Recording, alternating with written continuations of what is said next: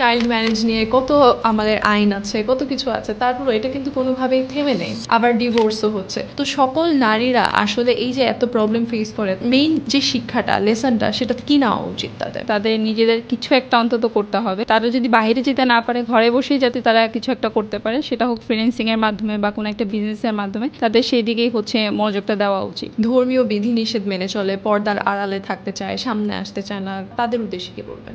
ছেলেদের সাথে কাজ করবে না বা ছেলেদের সাথে কথা বলবে না, ওই ক্ষেত্রে তারা ছেলেদেরকে বাদ দিয়ে মেয়েদের সাথেই কিন্তু কাজ করতে পারে। কারণ বর্তমানে বাংলাদেশে কিন্তু অনেক ফিমেল উদ্যোক্তা আছে, তাদেরকে ফোকাস করেই কিন্তু তারা সামনে আগাতে পারে। আমাদের কিছু স্টুডেন্ট আছে যারা পর্দা করে এবং আমার সাপোর্টে আসে। তো ওইখানে একজন মেয়ে, সে মাদ্রাসার স্টুডেন্ট, সে কাজ করতেছে, কিন্তু কাজ করতেছে শুধুমাত্র মেয়েদেরকে নিয়ে। যাদের বিজনেস আছে তাদের বিজনেসের জন্য অ্যাড রান করে বা পোস্টার ডিজাইন করে, কিন্তু শুধুমাত্র মেয়েদের জন্য করতেছে। তো এখানে এমন না যে মেয়েদের জন্য যে কাজ করতেছে বলে তার কাজ খুব কম, সে তাদের থেকেও কিন্তু ভালো পরিমাণ আর্ন করতেছে।